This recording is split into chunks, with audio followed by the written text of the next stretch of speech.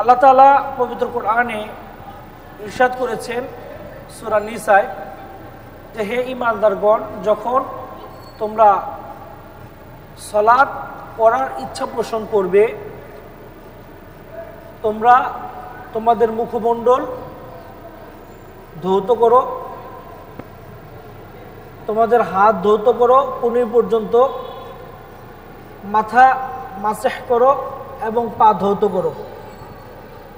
আর যদি পানি না পাওয়া যায় পবিত্র মাটি দ্বারা তায়াম্মুম করো, তোমাদের মুখ এবং হাত তায়াম্মুমের মাটি দ্বারা পবিত্র করো।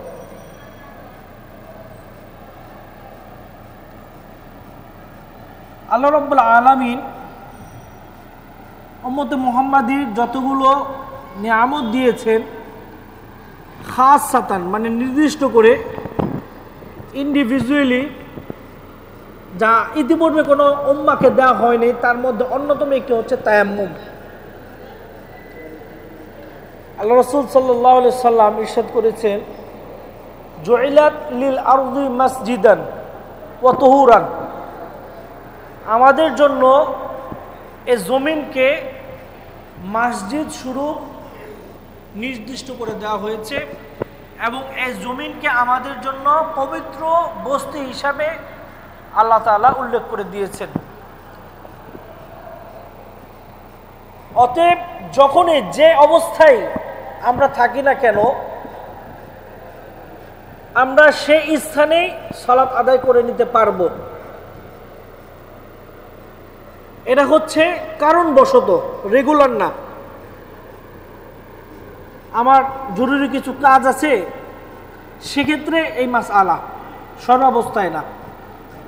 যাই হোক, ওযু একটি গুরুত্বপূর্ণ ইবাদত যার মাধ্যমে আল্লাহ রাব্বুল আলামিন আমাদের আত্মিক এবং বাহ্যিক পবিত্রতা লাভের একটি উপায় বাতলিয়ে দিয়েছেন। আত্মিক পবিত্রতা কিভাবে? আত্মিক পবিত্রতা হলো যখন একজন মানুষ ওযুর জন্য নিয়ত করে বিসমিল্লাহ বলে ওযু শুরু করে, তখন তার হাত পায়ের ময়লাগুলোর সাথে সাথে তার অন্তরের ময়লাগুলো আস্তে আস্তে আল্লাহ রাব্বুল আলামিন এই ওযুর মাধ্যমে ধৌত করে ফেলেন। ওযু শেষে যখন সে ওযুর দোয়াটি পাঠ করে আশহাদু আল্লা ইলাহা ইল্লাল্লাহ, এই যে আল্লাহ রাব্বুল আলামিনের তাওহীদের সাক্ষ্য, ওয়া আশহাদু আন্না মুহাম্মাদান আবদুহু ওয়া রাসূল, এবং আল্লাহ রাব্বুল আলামিনের প্রেরিত বান্দা মুহাম্মদ সাল্লাল্লাহু আলাইহি সাল্লামের সর্বশেষ এবং সর্বশ্রেষ্ঠ নবী ও রাসূল, এই সাক্ষ্য দেওয়ার মাধ্যমে তার আত্মা থেকে দূষিত শিরক এবং কাবিরা গুনাহ যেগুলো তার মাধ্যমে হয়ে থাকে আল্লাহ রাব্বুল আলামিন এগুলো ক্ষমা করে দেন। সুবহানাল্লাহ। ওযুর বিষয়ে সবচেয়ে চমৎকার বর্ণনা দিয়েছেন আল্লাহ রাসূল সাল্লাল্লাহু আলাইহি সাল্লামের একজন প্রখ্যাত সাহাবী ওসমান বিন আফফান রাদিয়াল্লাহু তাআলা আনহু, এবং এই হাদিসটি সহিহ বুখারী, সহিহ মুসলিম, আবু দাউদ, কুতুবুস সিত্তার সব গ্রন্থেই কিতাবুত তুহুর ওযুর অধ্যায় উল্লেখ করা হয়েছে। ওসমান বিন আফফান রাদিয়াল্লাহু তাআলা আনহু বলেন যে আমি রাসূল সাল্লাল্লাহু আলাইহি সাল্লামকে এরকম ওযু করতে দেখেছি। তিনি প্রথমে দুই হাত তিনবার ভালো করে ধৌত করতেন, এরপর এক অঞ্জলি পানি নিয়ে অর্ধেক মুখে এবং অর্ধেক নাকে দিতেন। তিনি কুলি করতেন এবং মাজমাজা ওয়াস্তানশাকা এবং নাকে পানি দিয়ে নাক ঝাড়তেন। তিনবার করে সবগুলোই। এরপর তিনি মুখমণ্ডলে তিনবার পানি দিতেন, এরপর ডান হাত কনুই পর্যন্ত তিনবার ধৌত করতেন, বাম হাত কনুই পর্যন্ত তিনবার ধৌত করতেন, তারপর তিনি মাথার অগ্রভাগ থেকে শুরু করে শেষ ভাগ পর্যন্ত এবং শেষ ভাগ থেকে শুরু করে অগ্রভাগ পর্যন্ত মাথা মাসে করতেন। অতঃপর তিনি শাহাদাত আঙ্গুলি দিয়ে কানের ভিতরে এবং কানের পিঠে বৃদ্ধ আঙ্গুল দিয়ে মাসাহ করতেন। সর্বশেষ ডান পা 3 বার ধৌত করতেন টাকনু পর্যন্ত এবং বাম পা ধৌত করতেন টাকনু পর্যন্ত 3 বার। ওসমান বিন আফফান রাদিয়াল্লাহু তাআলা আনহু তিনি বলেন, যে ব্যক্তি এই আমি যেভাবে ওযু করলাম এভাবে ওযু করবে, সুম্মা সাল্লা রাকাতান, অতঃপর সে 2 রাকাত সালাত আদায় করবে, লা ইউহাদ্দিস, এই সালাতের মাঝে তার পার্থিব চিন্তা চেতনা কোনো কিছু আসবে না, গফিরা লাহু মা তাকাদ্দামা মিন যামবি আও কামা ক্বাল সাল্লাল্লাহু আলাইহি ওয়াসাল্লাম, তার পূর্বের সমস্ত গুনাহ আল্লাহ তাআলা ক্ষমা করে দেবেন। সুবহানাল্লাহ। তাহলে আল্লাহ রাসূল সাল্লাল্লাহু আলাইহি ওয়াসাল্লামের যে প্র্যাকটিক্যাল ওযুর পদ্ধতিটা ওসমান বিন আফফান রাদিয়াল্লাহু তাআলা আনহু আমাদেরকে দেখিয়ে দিয়েছেন। আপনাদেরকে একটি বই এখানে উপহার দেওয়া হয়েছে। এখানে চিত্র সহকারে আপনাদের ওযুর পদ্ধতিগুলো বর্ণনা করা হয়েছে, চিত্র সহকারে দেওয়া হয়েছে। প্রথমে 2 হাত কবজি পর্যন্ত ভালোভাবে ধৌত করা এবং হাতের আঙ্গুলগুলো এভাবে খেলাল করা 3 বার। যদি পানির সংকট থাকে 2 বার করেও ধোয়া যায়, এই ব্যাপারেও হাদিস আছে। যদি আরো পানির সংকট থাকে 1 বার করেও ধোয়া যায়, এই ব্যাপারেও হাদিস রয়েছে। এরপর 1 অঞ্জলি পানি নিয়ে অর্ধেক মুখে এবং অর্ধেক নাকে দিয়ে মুখে কুলি করা এবং নাক ঝাড়া। তারপর মুখমণ্ডল ধৌত করা 3 বার।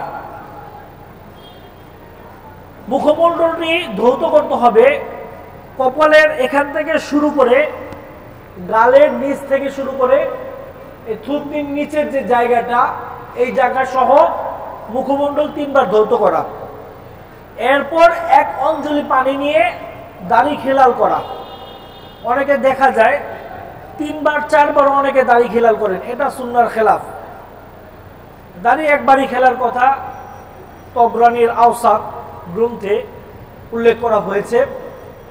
দাড়ি একবারই খেলা করার পানি দিয়ে খেলাল করার কথা বর্ণনা এসেছে। এরপর ডান হাতের কনুই পর্যন্ত ধৌত করা। অনেকে ধৌত করতে করতে বগল পর্যন্ত ধৌত ফেলে, এটা ঠিক না।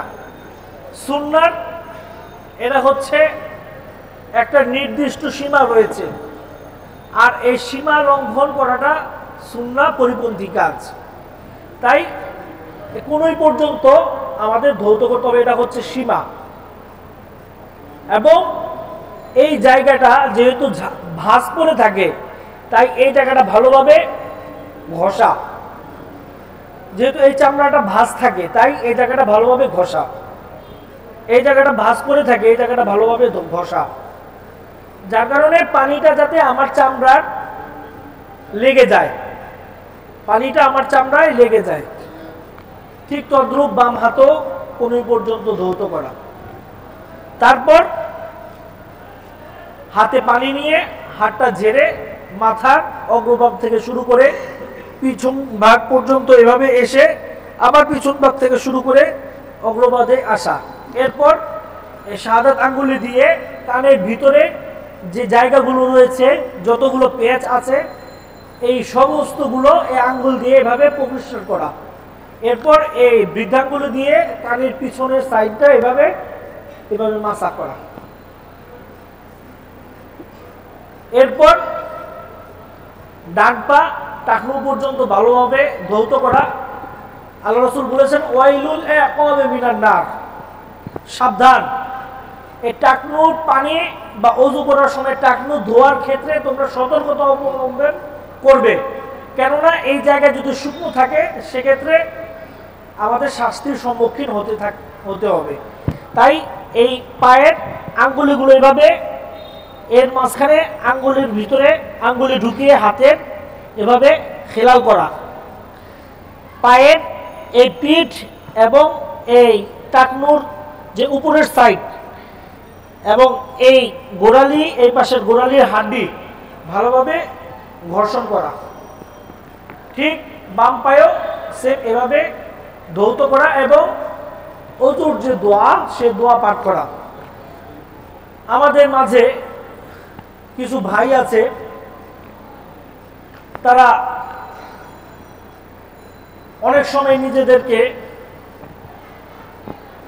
বিভিন্ন দাবি করে থাকেন। তারা নিজেদেরকে আহলে কোরআন দাবি করেন, আবার আহলে বাইতও দাবি করেন। যাই হোক, যেটাই দাবি করুক না কেন, আমার দাবির সপক্ষে যদি কোনো কোরআন এবং সুন্নাহ নস না থাকে, আমার দাবি করে কোনো লাভ নেই। তারা অপব্যাখ্যা করেন কোরআনের আয়াতে। আল্লাহ তাআলা বলেছেন যে ফামসাহু রুউসিকুম ওয়া আরজুলিকুম। তো তারা এখানে মাথা মাসেটাকে পা মাসে করার সাথে সংযুক্ত করে ফেলে।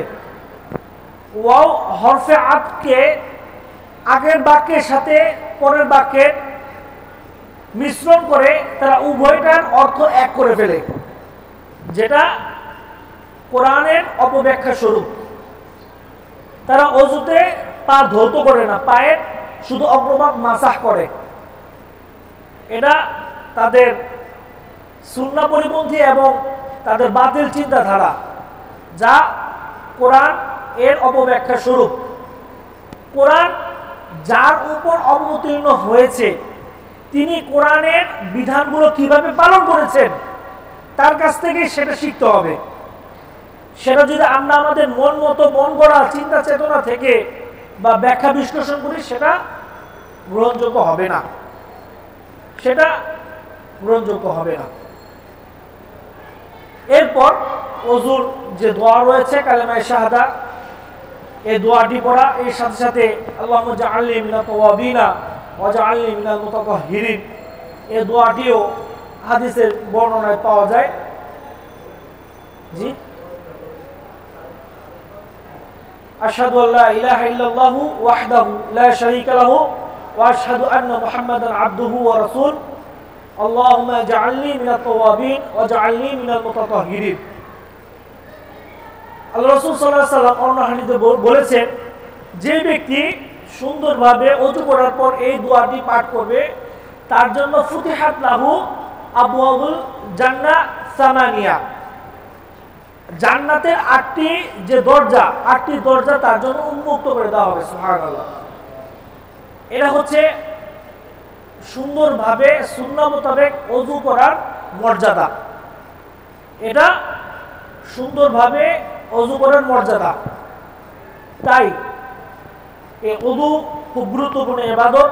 এর মাধ্যমে আমাদের শারীরিক এবং আত্মিক আমরা পবিত্রতা লাভ করি। এই গেল আমাদের ওযুর বিবরণ। যেহেতু তায়াম্মুমের কথা বলা হয়নি, তারপরও আমি বলে দেই, যেহেতু প্রসঙ্গ এসেই পড়েছে। তায়াম্মুম, ওযু এবং ফরজ গোসল উভয়ের জন্যই তায়াম্মুম করা যথেষ্ট। একটি সফরে আম্মার বিন ইয়াসার এবং ওমর রাদিয়াল্লাহু তাআলা আনহু ছিলেন।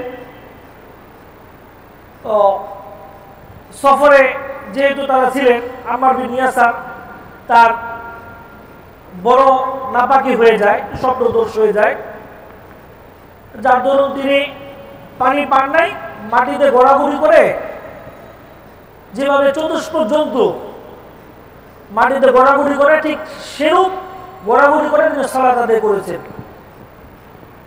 তো বিষয়টি আল্লাহ রাসূল সাল্লাল্লাহু আলাইহি ওয়াসাল্লামের কাছে বর্ণনা করার পর আল্লাহ রাসূল বলেছেন যে ঠিক আছে, এটা তোমার গবেষণা, তোমার চিন্তাধারা, মাটিতে ঘোরাঘুরি করে তুমি পবিত্রতা অর্জন করেছো, কিন্তু নিয়ম হচ্ছে, সুন্নাহ হচ্ছে তোমার জন্য যথেষ্ট ছিল তুমি মাটিতে বিসমিল্লাহ বলে হাত মারবে, এরপর হাত দিয়ে ফু দিবে, তারপর তোমার মুখমণ্ডল এবং উভয় হাতের পিঠের স্থান, ডান হাত এবং বাম হাতের পিঠের স্থান এভাবে মাসা করা, এতেই তোমার জন্য তায়াম্মুম যথেষ্ট হয়ে যাবে। অনেক বর্ণনায় আগে হাতের কথা মাসা করার কথা আছে, পরে মুখের কথা, মুখ মাসা করার কথা আছে, দুটোই ইনশাআল্লাহ করা যায়। এই হচ্ছে তায়াম্মুমের করার নিয়ম। এবং তায়াম্মুম ওযু এবং ফরজ গোসল দুটোর অল্টারনেটিভ হিসাবে আমরা এই আমলটি করতে পারি। এবার আসি ফরজ গোসল। শায়েখ বলে গিয়েছেন কয়েকটি বিষয়ে গোসল ফরজ হয়। এক নম্বর হচ্ছে যদি কেউ অমুসলিম থেকে ইসলাম গ্রহণ করে সেক্ষেত্রে তার ফরজ গোসল করতে হবে। হ্যাঁ, কেউ যদি স্ত্রীর সাথে মিলামেশা করে অথবা অন্য কোনো পন্থায় তার বীর্যপাত হয়ে যায়, সেটা ঘুমন্ত অবস্থায় হোক বা জাগ্রত অবস্থায় হোক, বীর্যপাত হয় সেক্ষেত্রে তার গোসল ফরজ হবে। কোনো নারীর যদি ঋতুকাল চলে আসে অথবা বাচ্চা প্রসবের পর ঋতুস্রাব হয় সেক্ষেত্রে তার উপর গোসল ফরজ হয়ে যাবে। তো এই বিষয়গুলো অনেকে লাশ গোসলের পরেও গোসল ফরজ করার কথা বলেছে, তবে এই ব্যাপারে কিছু কওল রয়েছে, আল্লাহু আ'লাম। তো এই বিষয়গুলো কারণে গোসল ফরজ হয়। ফরজ গোসল নিয়মটি একদম সহজ। যদি কোনো নারী পুরুষ একত্রিত হয় এবং উভয়ের খতনা একত্রিত হয়ে যায়, এতে বীর্যপাত হোক চাই না হোক তাদের উভয়ের উপর গোসল ফরজ। কথা ক্লিয়ার? এখন ফরজ গোসল আমরা কিভাবে করব? প্রথমে আমরা পাত্রে হাত ঢুকিয়ে দিব না। শায়েখ এটা প্রথমে আলোচনায় বলেছেন, কোনো একটা মগ অথবা বদ্নি অ্যাজ ইট ইজ যা আমার সহজলভ্য হয় সেটা দিয়ে পানি নেব, নিয়ে নিজেদের হাত আগে ভালো করে পরিষ্কার করব। এরপর যে সমস্ত স্থানে আমার নাপাকি লেগেছে সে সমস্ত স্থান আমি ধৌত করব এবং বাম হাত দিয়ে সেই স্থানগুলো পরিষ্কার করব পানি দিয়ে।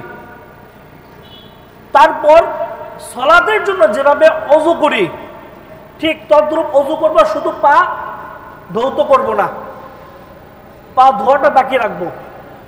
অনেক বর্ণনায় পা ধোয়ার বর্ণনাও রয়েছে, কিন্তু বেশি যেটা গ্রহণযোগ্য করেছেন সেটা হচ্ছে পাটা পরে ধোয়ার কথা বলা হয়েছে। কারণ গোসল শেষে যখন পাটা আমি ধুয়ে ফেলবো তখন আমার ওযু এবং গোসল দুটাই হয়ে গেল।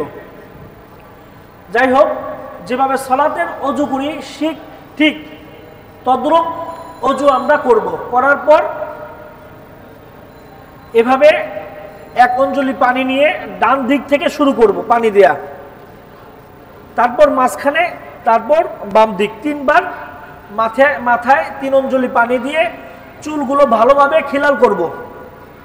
খিলাল করার পর সমস্ত শরীর পানি দিয়ে ভিজিয়ে ভালোভাবে কসলাবো। কসলানোর পর যাতে আমার শরীরের কোনো অংশ যাতে শুকনা না থাকে, এভাবেই আমাদের শরীর মর্দন করতে হবে।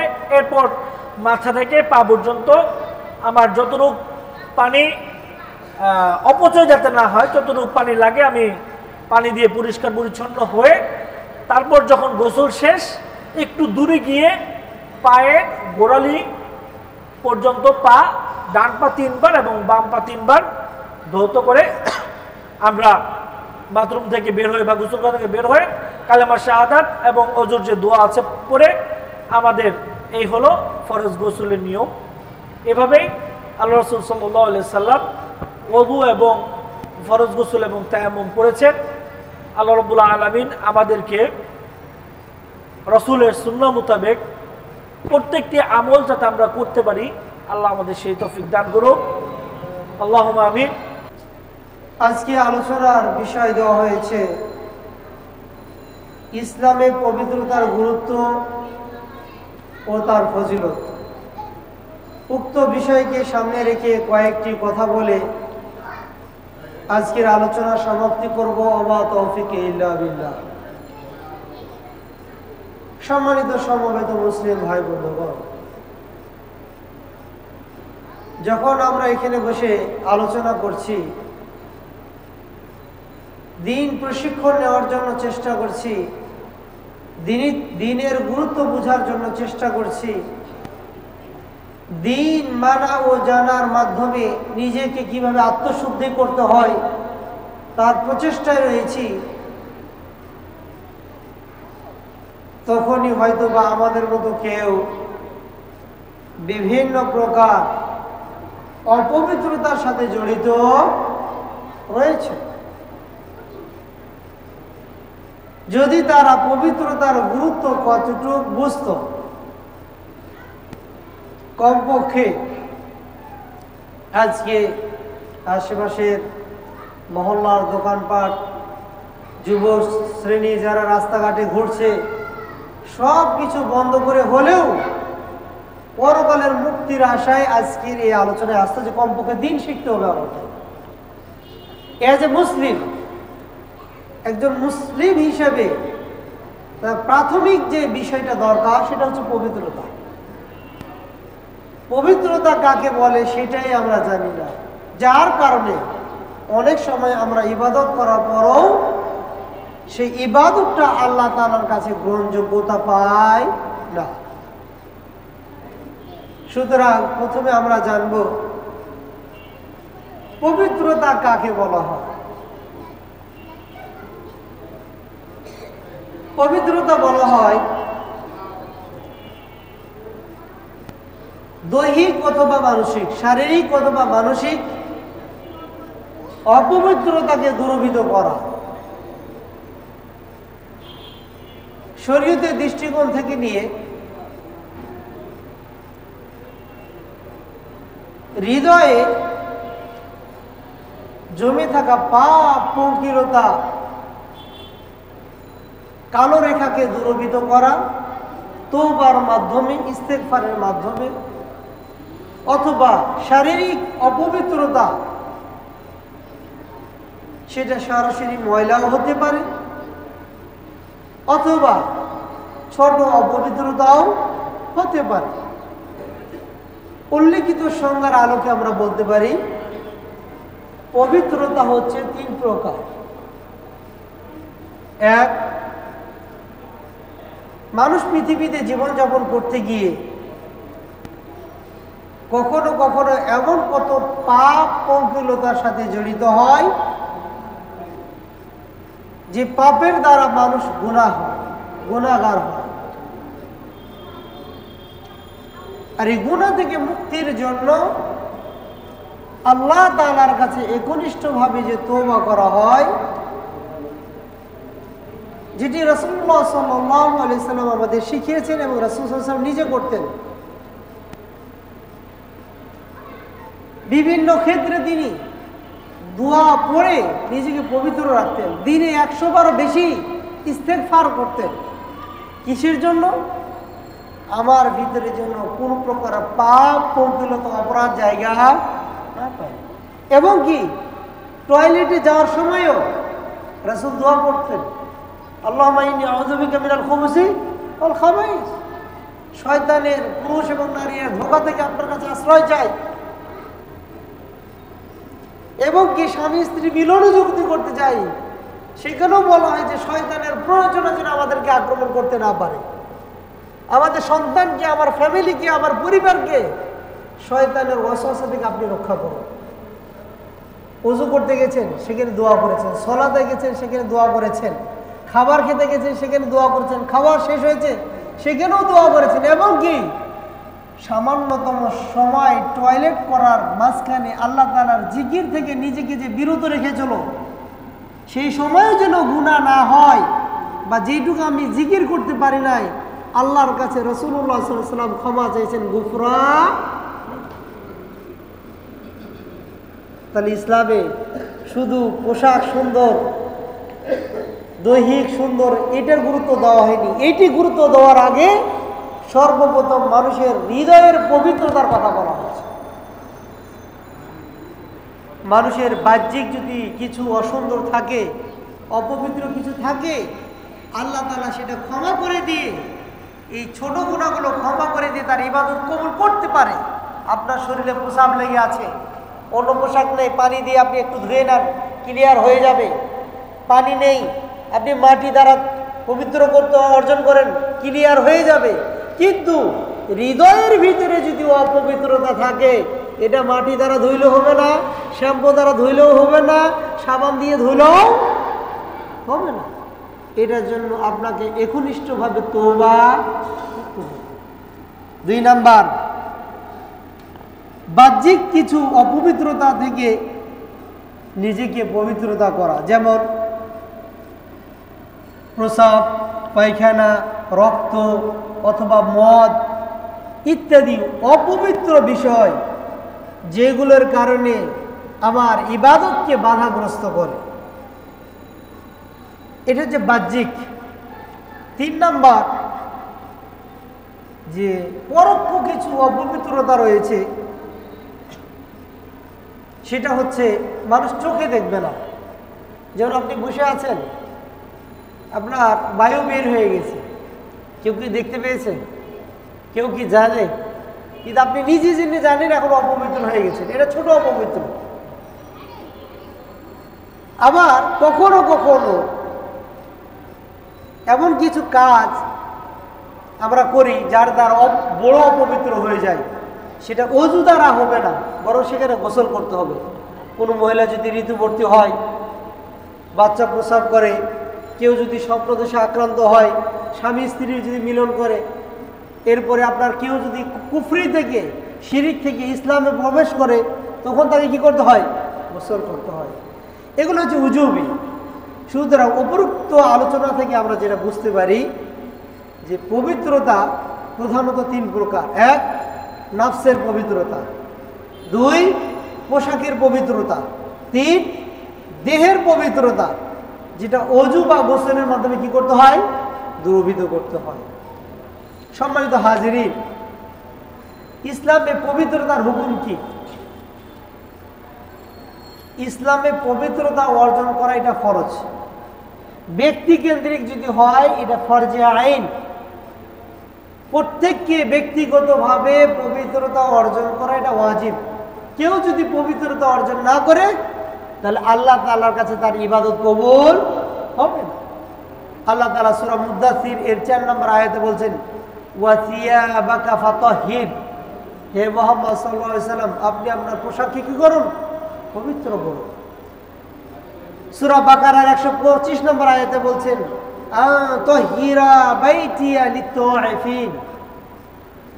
ইব্রাহিম আলাইহিস সালামকে আল্লাহ তাআলা উপরোক্ত করে বলছেন যে ঘর, মসজিদকে তোমরা পবিত্র করো যারা তওয়াফ করে তাদের জন্য, যারা ইতিকাফ করে তাদের জন্য, যারা রুকু সিজদা সালাত আদায় করে তাদের জন্য।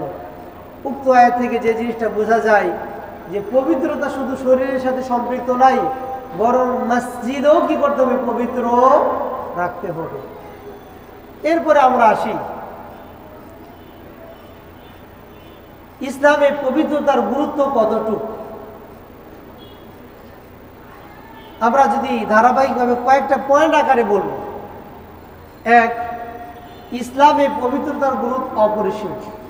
কারণ পবিত্র এমন একটা বিষয় যেটাকে ঈমানের অর্ধেক বলা হয়েছে।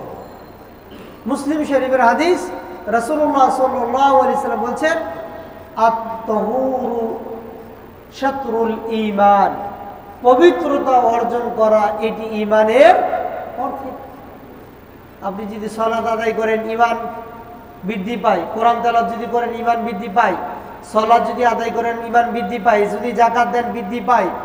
কিন্তু পবিত্রতা এমন একটা বিষয়, এইটা যদি আপনার ভিতরে থাকে, আপনার ঈমান অর্ধেক পরিপূর্ণ হয়ে যাবে। সুবহানাল্লাহ। 2 নাম্বার, পবিত্রতা ইবাদত কবুলের জন্য পূর্ব শর্ত। কেউ যদি কোনো ইবাদত করতে চায়, চাই সেটা সালাত হোক, সেটা বাইতুল্লাহ শরীফ তওয়াফ হোক,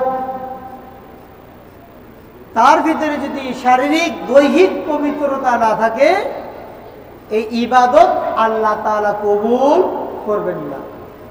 বুখারী শরীফের হাদিস, আবু হুরায়রা রাদিয়াল্লাহু তাআলা আনহু হতে বর্ণিত, তিনি বলছেন রাসূলুল্লাহ সাল্লাল্লাহু আলাইহি ওয়াসাল্লাম বলছেন, লা তুকবালু সালাতু মান আহদাথা হাত্তা ইয়াতাওয়াদ্দা। যে ব্যক্তি অপবিত্র হয়ে যায় ওযু না করা পর্যন্ত আল্লাহ তাআলা তার ইবাদত কবুল করবেন না। সুতরাং উক্ত হাদিস থেকে যেটা বোঝা যায়, ইবাদত কবুলের জন্য পূর্ব শর্ত হচ্ছে পবিত্রতা অর্জন করা। 3 নাম্বার, পবিত্রতা ইসলামে এত গুরুত্বপূর্ণ বিষয়, কখনো কখনো আমাদের অজান্তের কারণে, এই অপবিত্র থাকার কারণে আমাদেরকে শাস্তির সম্মুখীন হতে হয়।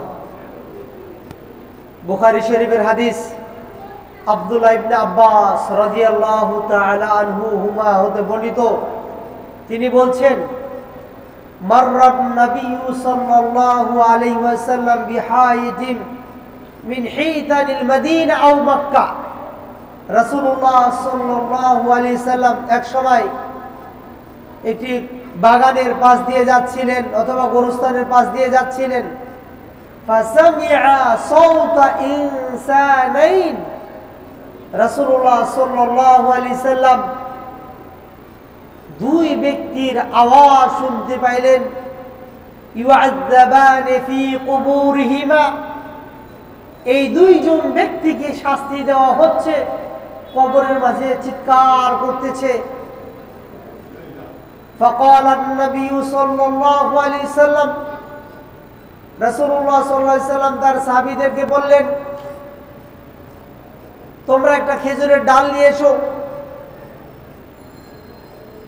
এই ডালটা আমি এই কবরের মধ্যে পুঁতে দিব। যতদিন পর্যন্ত এই খেজুরের ডাল শুকনো থাকবে ততদিন তাদের কবরে আযাব মওকুফ হবে, মাফ থাকবে।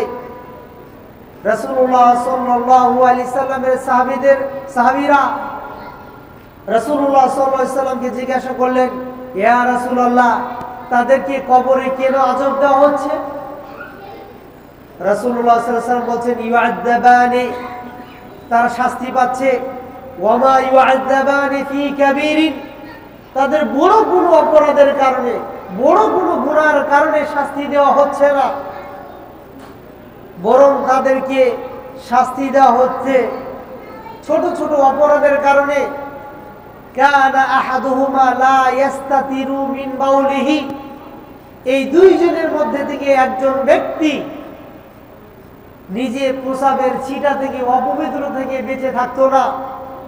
ওয়া কানা আল আখিরু ইয়ামশি বিন নামিমা, আরেকজন ব্যক্তি একজনের কথা আরেকজনের কাছে লাগিয়ে দিত, গীবত করত, চগলখড়ি করত।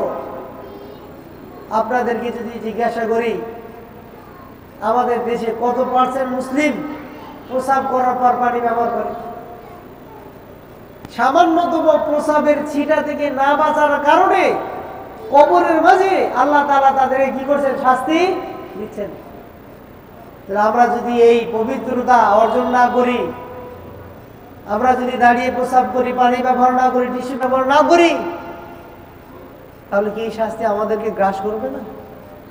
কিন্তু এই বিষয়টাকে আমরা কোনো মূল্যায়ন করি না, গুরুত্বই দিই না, যে না আমাদেরকে, আমি একজন মুসলমান, পবিত্রতা অর্জন করার পর অপবিত্র থেকে পবিত্রতা অর্জনের জন্য আমাকে পানি ব্যবহার করতে হবে, টিস্যু ব্যবহার করতে হবে, মুসলিম বা ইসলামের আদর্শ গ্রহণ করতে হবে, সেটা কিন্তু আমরা গুরুত্ব দিই না।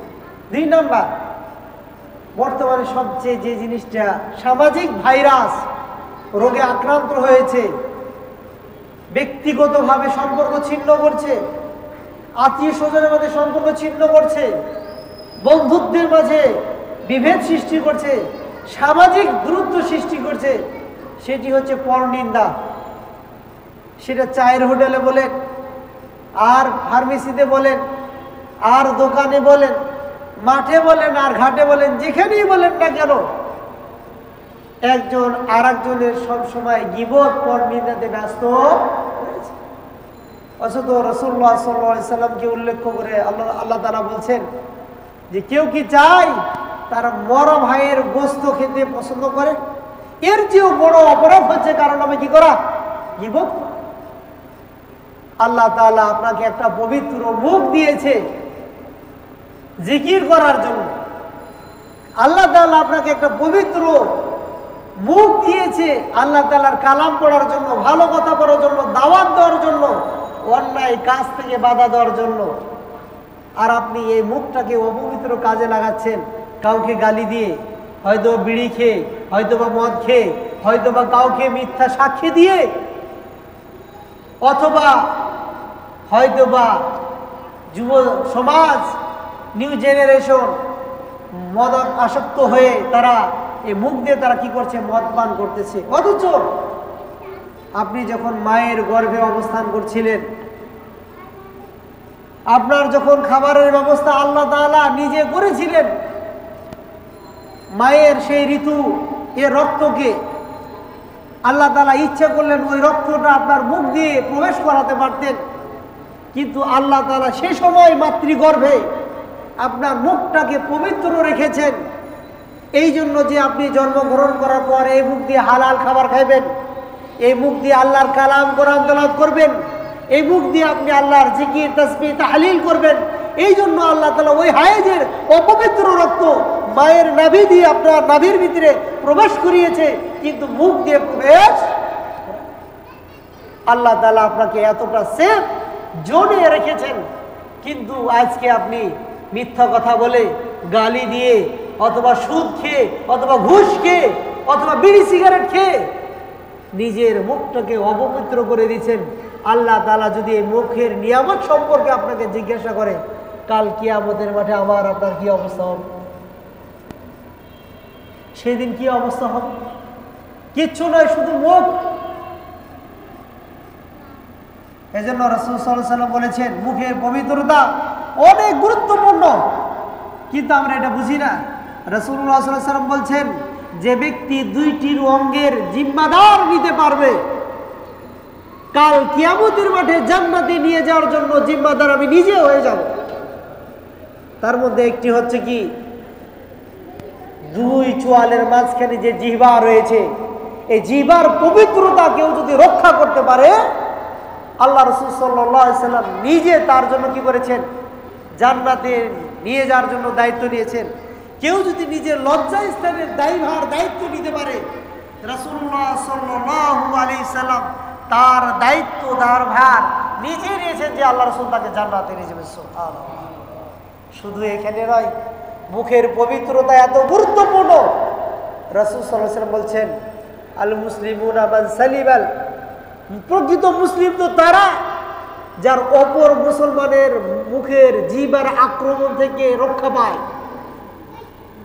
আপনার জিহ্বার আক্রমণ এতটা গতি, এতটা পাওয়ার, এতটা ক্ষতিকারক যে মানুষ আত্মহত্যা করতে বাধ্য হয়, মানুষ আপনার কাছ থেকে দূরভীত হইতে চেষ্টা করে। অথচ রাসূল সাল্লাল্লাহু আলাইহি ওয়াসাল্লাম বললেন একজন মুসলমান এর পরিচয় হচ্ছে অপর মুসলমানের মুখ থেকে তার নিরাপদ থাকবে। আজকে যদি দেখেন পুরো বিশ্বে আজকে যে মহামারী, আজকে দাঙ্গা বা হাঙ্গামা, যুদ্ধ লেগেছে, একটাই কারণ, মুখের পবিত্রতা বজায় না রাখা। কিভাবে? আমি আজকে একজনের বিপক্ষে কথা বললাম, সে ফেসবুকে এসে আমার বিপক্ষে বলছে। আমি একটা রাষ্ট্রের বিপক্ষে বলছি, সে তার রাষ্ট্রের বিপক্ষে বলছে। এরপরে সৈন্যবাহিনী দ্বারা একটি রাষ্ট্র আর একটা রাষ্ট্রের উপরে দূর থেকে বোমা নিক্ষেপ করে নিরীহ মানুষদেরকে হত্যা করতেছে। কিসের থেকে শুরু হয়েছে? এই জবান থেকে। সুতরাং জবানের পবিত্রতা এটা যদি রক্ষা করতে না পারেন, কাল কিয়ামতের মাঠে আপনার জন্য বিপদ অপেক্ষমান। সম্মানিত দিনী ভাই বন্ধুগণ, আবু বকর রাদিয়াল্লাহু তাআলা আনহু তিনি একদিন তার জিহ্বাটাকে খুবই কামড়াচ্ছে, জিহ্বাটা ধরেছে আর জিহ্বাটাকে কামড়াচ্ছে। উমর রাদিয়াল্লাহু তাআলা আনহু আবু বকর রাদিয়াল্লাহু তাআলা আনহুকে বললেন, মা হে আবু বকর, একটু থামুন, আপনি কেন ছোট বাচ্চাদের মতো এই জিহ্বাটাকে কামড়াচ্ছেন? আবু বকর রাদিয়াল্লাহু তাআলা আনহু তিনি বললেন, ও উমর, তুমি কি জানো আমি পৃথিবীতে যতগুলো বিপদের সম্মুখীন হয়েছি সকল বিপদের মেন কেন্দ্রবিন্দু ছিল এই জিহ্বা।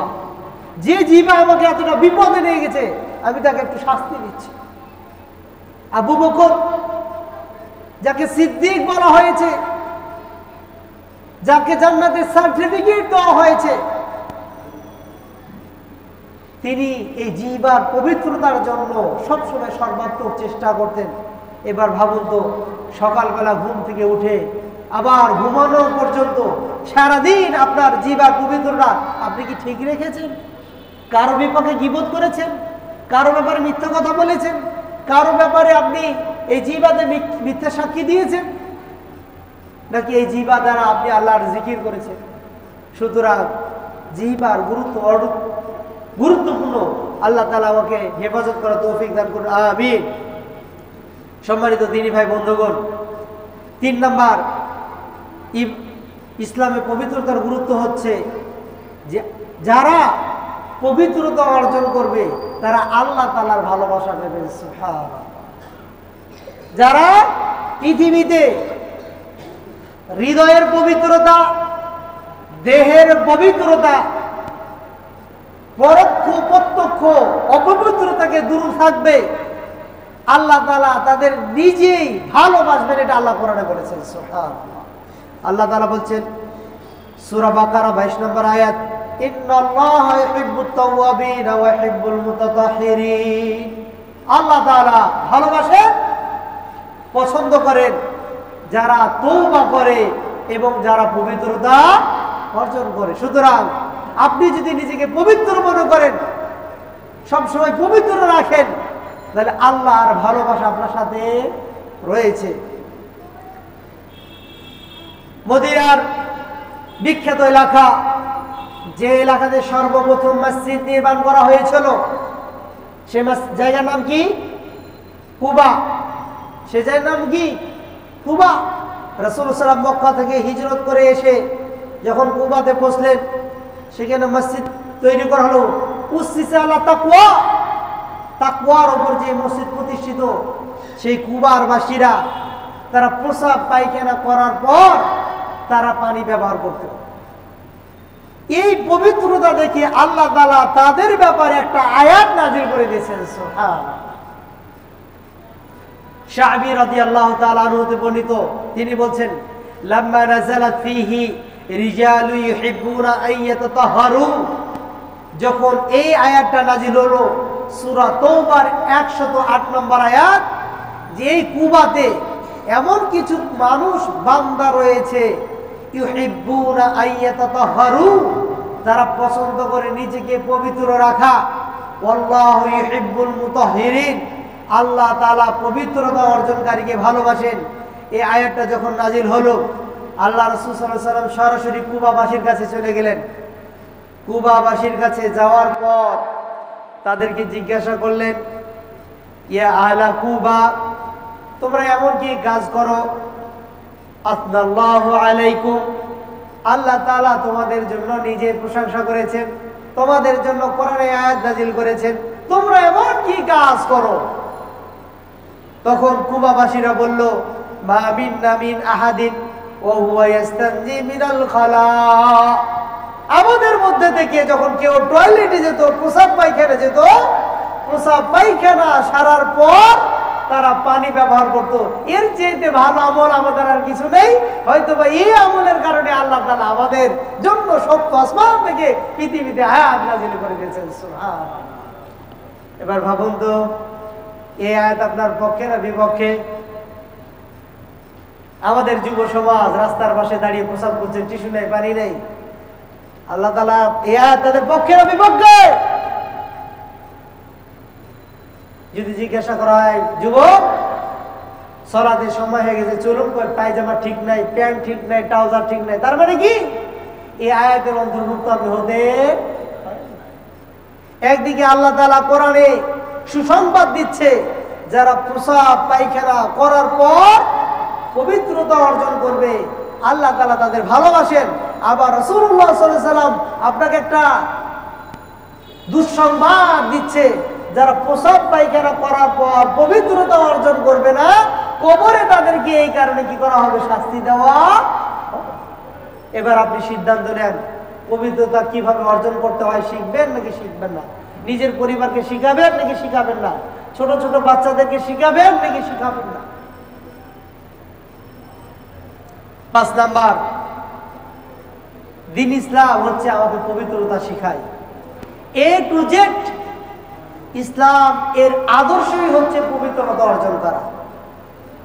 আপনি যদি দেখেন, বাচ্চা যদি জন্মগ্রহণ করে, সেটা মুসলমানের ঘরে হোক, ইহুদির ঘরে হোক, আর হিন্দুদের ঘরে হোক, ও বাচ্চার হৃদয়টা পবিত্র থাকে না অপবিত্র থাকে? পবিত্র থাকে। এরপর হয়তো বা পিতামাতার আচরণ, ক্যারেক্টার, আদর্শ, ধর্ম, বর্ণের কারণে সে ইহুদি হয়ে যায়, সে খ্রিস্টান হয়ে যায়, সে ইহুদি হয়ে যায়, কিন্তু জন্মের সময় তার হৃদয়টা কি থাকে? পবিত্র থাকে। সুতরাং দেখবেন, ইসলামে যত পবিত্রতার কথা বলা হয়েছে, অন্য কোনো এত ধর্ম পবিত্রতা নাই। যদি দেখেন, 1 নাম্বার, সাধারণ গোসল আছে, জুমার দিনে গোসল আছে, 5 ওয়াক্ত সালাতের জন্য ওযু আছে, খাওয়ার পূর্বে হাত ধোয়া আছে, খাওয়ার পরে হাত ধোয়া আছে, মেসওয়াক আছে, বেরাস আছে, ঘুমে যাওয়ার আগে ওযুর কথা বলা হয়েছে। এত পবিত্রতার কথা অন্য কোন ধর্মে বলা। 6 নাম্বার, কেউ যদি ইসলামের দেখানো নির্দেশনা পথে পবিত্রতা অর্জন করে, তাহলে শারীরিক অনেক রোগ থেকে মুক্তি পাবে। সুবহানাল্লাহ। 5 ওয়াক্ত কেউ যদি নামাজের জন্য ওযু করে, মুখের ভিতরে যতগুলো ভাইরাস প্রবেশ করার পথ রয়েছে, ভাইরাস সৃষ্টির উপসর্গ রয়েছে, সেটা হচ্ছে দাঁত, নাক, এগুলো দ্বারা ভাইরাস বের হয়। কার্বন ডাই অক্সাইড যে বের হয়, এর সাথে বিভিন্ন জীবাণু বের হয়। আবার প্রবেশ করার জন্য নাক রয়েছে, মুখ রয়েছে। এটাকে পবিত্র রাখার জন্য আল্লাহ তাআলা বেশি বেশি এটাকে ধৌত করে বলছে। আপনি ওযু করতে যাবেন, বাইরে ধুইলেই তো হতো, আগে দেখেন 3 বার কুলি করতে বলছেন, নাকে পানি দিতে বলছেন 3 বার। কিসের কারণে? আবার নাকে পানি দিতে বলছেন এমন ভাবে শেষ পর্যন্ত যেন যায়। ইল্লা আন তাকুনা সাইমা, তবে তুমি যদি রোজাদার হও, একটু অল্প প্রবেশ করো। কারণ কি? এটাও বৈজ্ঞানিক একটা থিওরি আছে, যে যতগুলো মানুষের ভিতরে ভাইরাস প্রবেশ করে, তার উল্লেখযোগ্য পথ কোথায়? এই চোখ, নাক এবং কি মুখ। কিছুদিন আগে করোনা ভাইরাস গেল, করোনা ভাইরাসের সময় মুখে মাস্ক ব্যবহার করতে হয়েছে, নাক ঢাকতে বলা হয়েছে, চোখে তারপরে প্লাস্টিক ব্যবহার করেছে। কিসের কারণে? এগুলো ভাইরাস প্রবেশের। আর আল্লাহ তাআলা এই জিনিসগুলোকে ধৌত করার জন্য বলেছেন, ইয়া আইয়ুহাল্লাযীনা আমানু ইযা কুমতুম ইলাস সালাহ ফাগসিলু উজুহাকুম। হে ঈমানদারগণ, নামাজের জন্য যখন তোমরা প্রস্তুতি গ্রহণ করো, তখন তোমরা তোমাদের মুখ ধৌত করো। তোমরা নাকে পানি দাও, মুখে পানি দাও, তোমরা হাত ধৌত করো। আপনি দেখবেন, আল্লাহ রাসূল সাল্লাল্লাহু আলাইহি ওয়াসাল্লাম বলেছেন, যে ব্যক্তি রাত্রে ঘুমাতে যায়, ঘুম থেকে জাগ্রত হয়ে সে যেন সরাসরি তার হাতটাকে কোনো পাত্রের ভিতরে না ডুবিয়ে দেয়। প্রথমে সে তার পানি নিয়ে হাতটাকে বাইরে ক্লিন করবে, ফাইন্নাহু লা ইয়াদরি আইনা বাতাত ইয়াদা, কেননা সে জানে না ঘুমন্ত অবস্থায় তার হাতটা কোথায় কোথায় গেছে। আপনি ঘুমিয়েছেন, হাতটা কোথায় গেছে আপনি জানেন না, হাতের মধ্যে।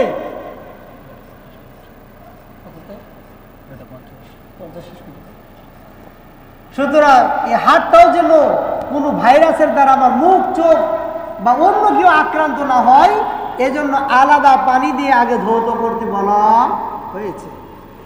এরপরে সম্মানিত দিনী ভাই বন্ধুগণ, রাসূলুল্লাহ সাল্লাল্লাহু আলাইহি ওয়াসাল্লাম বলছেন, ইদা তাওয়াদ্দাওয়াল আবদুল মুমিনু ফাতামাদমাদা খরাজাল খতায়া মিন ফিহি। অঙ্গ প্রত্যঙ্গের গুরুত্ব বর্ণনা করতে গিয়ে রাসূলুল্লাহ সাল্লাল্লাহু আলাইহি ওয়াসাল্লাম বলছেন, যখন কোনো মুমিন বান্দা ওযু করে, নাকে পানি দেয়, কুলি করে, তার মুখের গুনাহগুলো বের হয়ে যায়। সুবহানাল্লাহ। কিভাবে?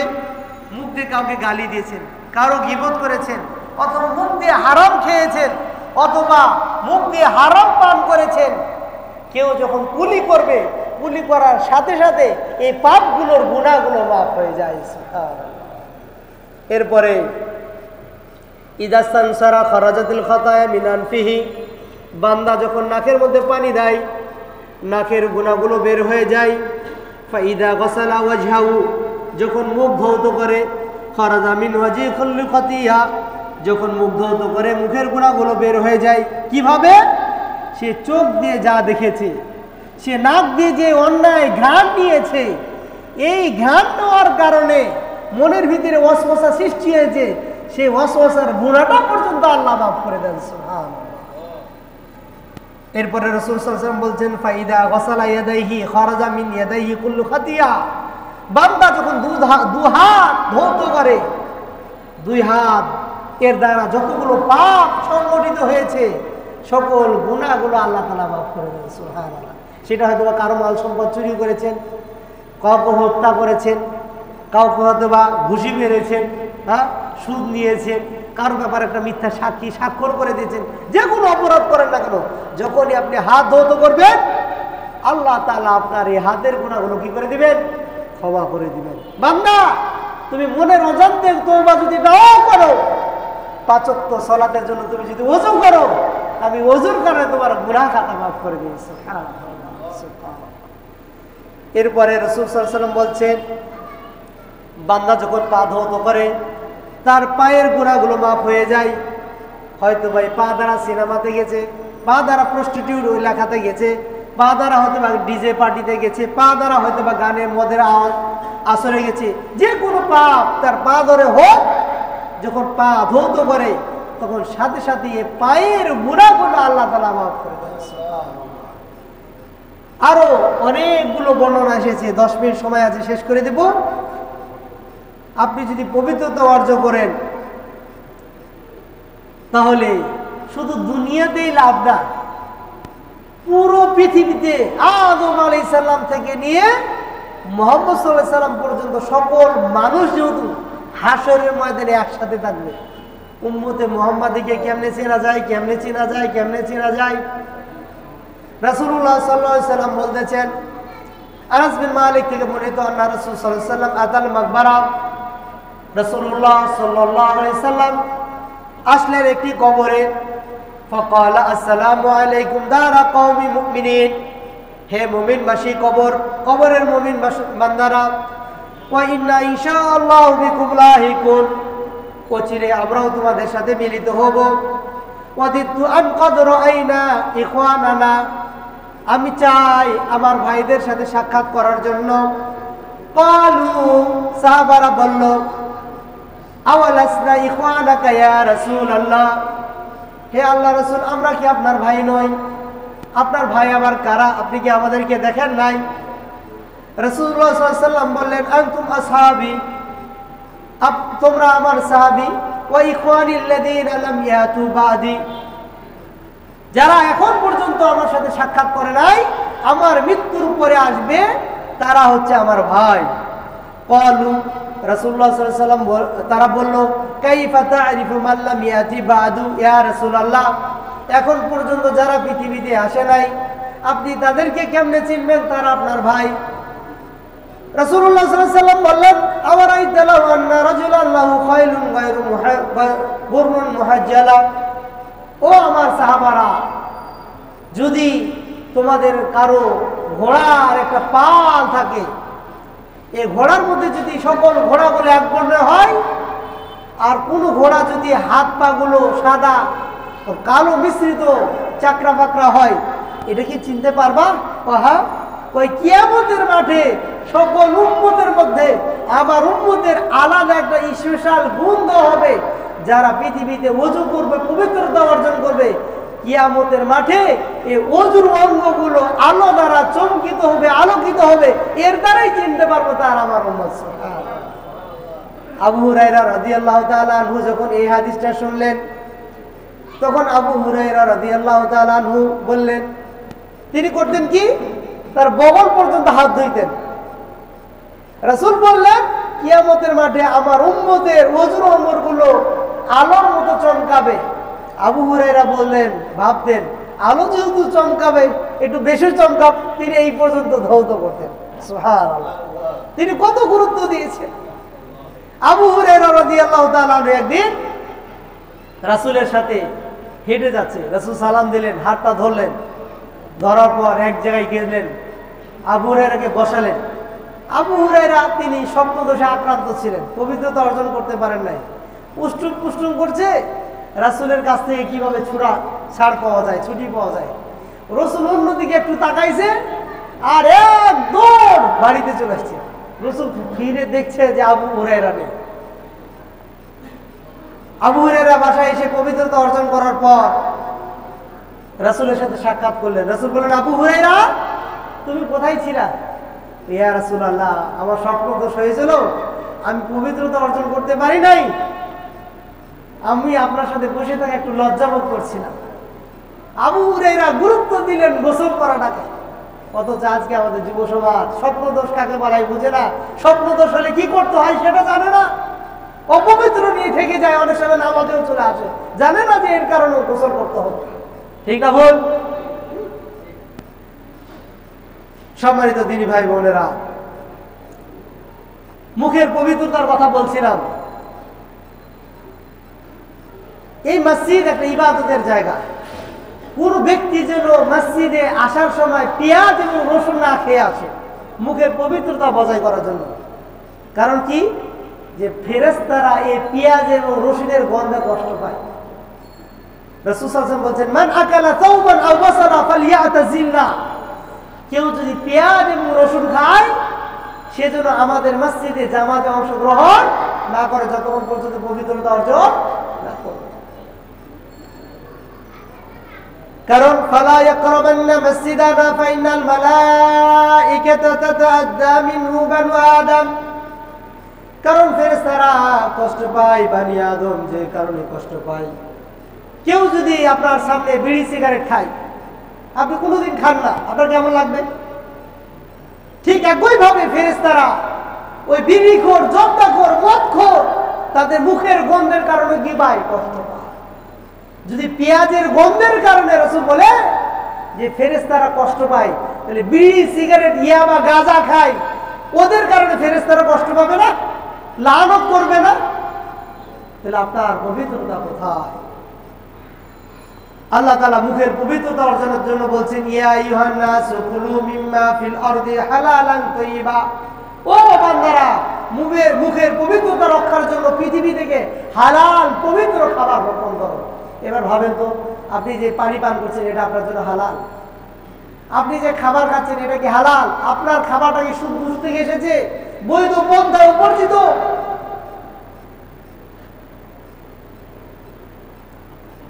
এরপরে পবিত্রতার আরো গুরুত্ব হচ্ছে,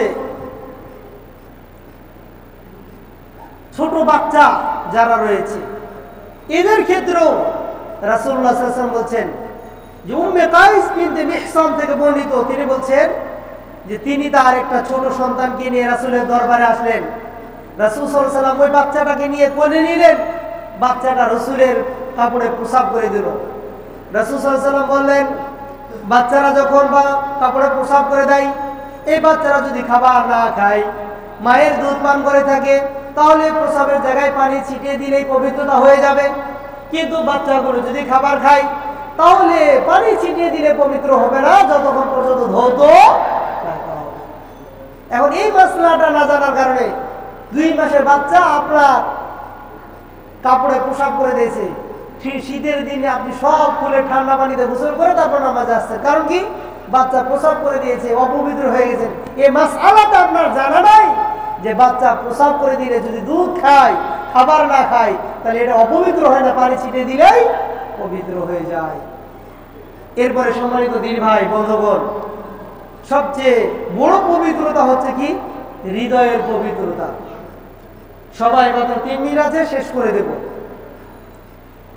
আল্লাহ তাআলা সূরা শুআরা এর 89 নম্বর আয়াতে বলতেছেন,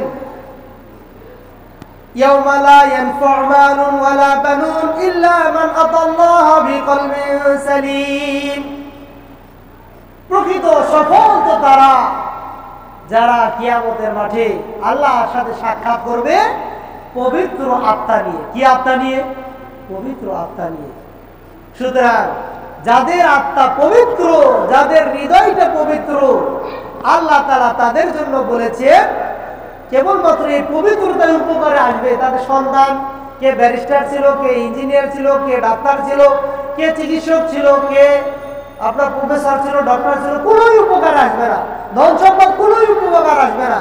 ইল্লা মান আতাল্লাহ বিকলবিন সালিম, যারা পবিত্র আত্মা নিয়ে আল্লাহর সাথে সাক্ষাৎ।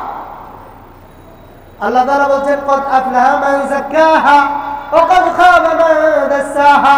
সফল তো সেই ব্যক্তি যে তার হৃদয়কে পবিত্র রাখতে পেরেছে, যে তার অন্তরকে পরিশুদ্ধ রাখতে পেরেছে, সেই ব্যক্তি সফল। ওয়া কদ খাবা মান দাসসাহা, আর সেই তো আপনার পরাজিত, সেই তো আপনার লজ্জিত, সেই তো আপনার ঘৃণিত ব্যক্তি যে নিজের হৃদয়টাকে অপবিত্র করেছে শিরকের মাধ্যমে, রিয়ার মাধ্যমে, লৌকিকতার মাধ্যমে, অন্যের ব্যাপারে জীবন হিংসা বিদ্বেষ পোষণ করার কারণে হৃদয়টাকে কি করছে? অপবিত্র করেছে। রাসূলুল্লাহ সাল্লাল্লাহু আলাইহি ওয়াসাল্লাম বলেন আল কাইয়িসু মান দানা নাফসা, চতুর চালাক মহাবিজ্ঞানী ওই ব্যক্তি যে তার নিজের হৃদয়কে পবিত্র রাখতে পেরেছে। সম্মানিত দিনী ভাই বন্ধুগণ, আল্লাহ তাআলা বলছেন, সর্বশেষ আয়াত বলে শেষ করব, ওয়ানাযা'না মা ফি সুদুরিহিম মিন গিল, মানুষের হৃদয়ের যে বক্রতা রয়েছে সেটাকে আমি দূরীভূত করে দিই। তাজরি মিন তাহতিহিমুল আনহার, তারা তো সেই ব্যক্তি যাদের পাদদেশে প্রবাহিত রয়েছে জান্নাতের নহর। ওয়া ক্বালু আলহামদুলিল্লাহিল্লাযী হাদানাল্লাহ, আমরা প্রশংসা করছি সেই আল্লাহর যিনি আমাদেরকে হেদায়েত করেছেন এই দিনের জন্য। ওয়া মা কুননা লিনাহতাদিয়া, আমরা তো হেদায়েত পাইতাম না লাউলা আন হাদানাল্লাহ, যদি আল্লাহ তাআলা আমাদেরকে পবিত্রতার হেদায়েত না করতেন। লাকাদ জাআত রাসূলুর রাব্বিনা বিল হক, এই পবিত্রতা সত্য বাণী নিয়ে এসে রাসূলগণ ওয়ানুদু, তাদেরকে কিয়ামতের মাঠে বলা হবে, ও আমার বান্দারা যারা পবিত্রতা রাখতে কখনো শিরিক করো নাই, বিদআত করো নাই, অপবিত্রতার সাথে ছিলে না, তিলকুমুল জান্নাত, জান্নাতু ওইটাই তো জান্নাত, উরিস্তুমুহা, এটার তোমরা ওয়ারিস মালিক হয়ে গেছো, বিমা কুনতুম তা'মালুন, পৃথিবীতে তোমরা যে ভালো কাজ পবিত্রতার কাজ করতে, সেই কাজের কারণে আমি তোমাদেরকে জান্নাতের মালিক বানিয়ে দিয়েছি। সুবহানাল্লাহ। তার মানে আমরা কি বুঝলাম? কেউ যদি পৃথিবীতে পবিত্রতা অর্জন করে তাহলে আল্লাহ তাআলা তাকে জান্নাতের মালিক বানিয়ে দেবেন। সুবহানাল্লাহ। শুধু কি এখানেই? আর 4টা মিনিট চেয়ে নিচ্ছি। সম্মানিত সাহেব, আমরা তো এতক্ষণ পর্যন্ত শরীরের পবিত্রতা জানলাম, মালের পবিত্রতা আছে না? এই যে দোকানে ব্যবসা বাণিজ্য করছেন, এই যে রমজান মাসে যাকাত দিবেন, সাদকা করেন, হ্যাঁ, এটা কি পবিত্রতা নেই? রাসূলুল্লাহ সাল্লাল্লাহু আলাইহি ওয়াসাল্লাম বলছেন লা তুকবালু সালাতুন বিগাইরি তাহুরিন, পবিত্রতা ছাড়া নামাজ কবুল হয় না। ওয়ালা সাদাকাতুন মিন গুলুলিন, কেউ যদি অপবিত্র মাল, চুরি করা মাল আল্লাহর রাস্তায় ব্যয় করে, এই মাল আল্লাহ তাআলা কবুল করে না। তাহলে সুতরাং মাল শুধু দান করলেই হবে না, দান করার আগে দেখতে হবে মালটা পবিত্র আছে কি নাই। কারণ আল্লাহ রাসূল বলছেন ইন্নাল্লাহা তাইয়্যিবুন লা ইয়াকবালু ইল্লা বিতাইয়্যিব, আল্লাহ তাআলা পবিত্র, পবিত্র মাল ছাড়া তিনি গ্রহণ। কোটি কোটি টাকা আছে, ব্যয় করে দিচ্ছেন, কোনো লাভ হবে না যদি সেটা হালাল পথে উপার্জিত না হয়। এরপরে সামাজিক পবিত্রতা আছে না? কিভাবে সামাজিক পবিত্রতা? এই যে আপনাদের পুরান ঢাকার অলি গলি রাস্তা দিয়ে বাসার ময়লা নিয়ে এসে রেখে দেন, আপনি ব্যক্তিগতভাবে আপনি আয়রন করা শার্ট পরেছেন, প্যান্ট পরেছেন, জুব্বা পরেছেন, অথচ ময়লা বাসার ডাস্টবিনের ময়লাটা নিচে রাস্তায় রেখে দিয়েছেন। আপনি কি পবিত্র রাখলেন নাকি অপবিত্র করলেন? আল্লাহ রাসূল সাল্লাল্লাহু আলাইহি ওয়াসাল্লাম বলছেন নিশ্চয় ঈমানের 70টির চেয়েও বেশি শাখা আছে, এর সর্বনিম্ন শাখা হচ্ছে ইমাতাতুল আযা আনিত তারিক, রাস্তা থেকে কষ্টদায়ক বস্তু সরিয়ে ফেলা। আপনি রাস্তায় যে ময়লাটা রেখে গেলেন, ড্রেন বন্ধ হবে কি হবে না, মানুষ কষ্ট পাবে কি পাবে না, যারা ভ্যান চালক রাস্তাতে চলাচল করে এরা কষ্ট পায় কি পায় না, পায়। তাহলে কি আপনি রাস্তাকে পবিত্র করলেন না অপবিত্র করলেন? অপবিত্র করে দিয়েছেন। এরপরে আপনার আরেকটি গুরুত্বপূর্ণ বিষয় হচ্ছে সামাজিক পবিত্রতা হচ্ছে মসজিদকে পবিত্র রাখা, ঘরকে পবিত্র রাখা, শিরিক, মূর্তি ইত্যাদি যাবতীয় থেকে নিজের ঘরকে কি করা, পবিত্র রাখা। এরপরে খাবারের পবিত্রতা আছে না নাই? খাবারের পবিত্রতা আছে। মৃত্যু খেতে পারবেন না, হারাম খেতে পারবেন না, রক্ত খেতে পারবেন না, এবার শুকুরের গোশত খেতে পারবেন না, কুকুরের গোশত খেতে পারবেন না। পারবেন কি? পারবেন না। এরপরে আপনার মদের ক্ষেত্রে এটা পানীয় খেতে পারবেন না, এটা হারাম করা হয়েছে। এমনকি সাহাবারা পবিত্রতার গুরুত্ব এত দিতেন, 7ম হিজরিতে খাইবারের যুদ্ধ যখন হয়, রাসূলুল্লাহ সাল্লাল্লাহু আলাইহি ওয়াসাল্লাম তিনি যুদ্ধ নিয়ে ব্যস্ত আছেন, কিছু সাহাবী একটা গাধাকে ধরলেন, গাধা তাকে ধরে জব করে রান্না করছেন। আয়াত নাজিল হয়ে গেল যে গাধার গোশত খাওয়া যাবে না। রাসূল সাল্লাল্লাহু আলাইহি ওয়াসাল্লাম তার সাহাবীকে পাঠালেন যে খবর দাও যে গাধার গোশত রান্না করা হচ্ছে, এটা খাওয়া যাবে না, হারাম। গোশত তখনও রান্না বান্না হচ্ছে, চলতেছে, মশলা টশলা সব দিয়ে দিয়েছে। এখন তারা শোনার পরে সাথে সাথে ওই ডেকচিটাকে উল্টে দিয়েছে। আর আমরা হয়তো কি করতাম, না রে আরে এটা তো জবাই করার পর আয়াত নাজিল হয়েছে, আরে খেয়ে নিয়ে এবার। তারা পবিত্রতার জন্য রান্না করা গোশত সাথে সাথে কি করেছেন, উল্টে দিয়েছে। এবং কি সাহাবারা লাঠি নিয়ে ওই পাতিলটাকে বাড়ি মারতেছে। রাসূল বলছে, এই তোমরা করো কি? হারাম করা হয়েছে গোশতকে, তোমার পাতিল ভাঙতেছে কেন? ওই যে পাতিলের ভিতরে ওই গোশতের স্পর্শ লেগেছে সেটাও রাখবো। তাহলে তারা পবিত্রতার গুরুত্ব কতটুকু দিয়েছে। আর আমরা নিজের ব্যক্তিগত পবিত্রতা আজকে বুঝি না। আমাদের হৃদয়ের পবিত্রতা নাই, শারীরিক পবিত্রতা নাই, ফ্যামিলি পবিত্রতা নাই, সামাজিক পবিত্রতা নাই, দৈহিক পবিত্রতা নাই, বিভিন্ন জায়গায় অপবিত্রতা, পাপগুলোতা জর্জরিত রয়েছে। আল্লাহ তাআলার কাছে দোয়া করি, আল্লাহ তাআলা যেন আমাদেরকে সকল প্রকার অপবিত্রতা থেকে দূরীভূত করে কোরআন সুন্নাহ মোতাবেক পবিত্রতার গুরুত্ব জেনে বুঝে মাসআলাগুলো জেনে আমরা জীবনযাপন করতে পারি, সে তৌফিক কামনা করছি, আমিন। এতক্ষণ পর্যন্ত আপনারা যারা ছিলেন আমাদের সাথে আলোচনা শুনলেন, সবাইকে আমার অন্তর থেকে মোবারকবাদ জানাচ্ছি। বিশেষ করে আমাদের দিনী ভাই আবু আহমদুল্লাহ মোহাম্মদ রবিউল ইসলাম, তিনি অসুস্থ রয়েছেন, আমরা তার জন্য দোয়া করি। আল্লাহ তাআলা তাকে পূর্ণ শেফা দান করুন। তিনি একটা চিকিৎসার জন্য যাবেন, আল্লাহ তাআলা যেন তাকে পূর্ণ সাকসেসফুল, পূর্ণ সুস্থতা দান করেন, আমিন। আমাদের আশেপাশে যারা অসুস্থ রয়েছে আল্লাহ তাআলা সবাইকে সুস্থতা রাখুন, আমিন। যারা আমাদের কাছ থেকে বিদায় নিয়েছে সবাইকে আল্লাহ তাআলা ক্ষমা করে জান্নাতের মেহমান হিসেবে কবুল করুন, আমিন। আকুলু কওলি হাদা আস্তাগফিরুল্লাহ লি ওয়া লাকুম ওয়া লিসাইরিল মুসলিমিন ফাস্তাগফিরুহু ইন্নাহু হুয়াল গফুরুর রহিম। সুবহানাকাল্লাহুম্মা ওয়া বিহামদিকা আশহাদু আল লা ইলাহা ইল্লা আনতা আস্তাগফিরুকা ওয়া আতুবু ইলাইক। আসসালামু আলাইকুম ওয়া রাহমাতুল্লাহি ওয়া বারাকাতুহু। মাশাআল্লাহ।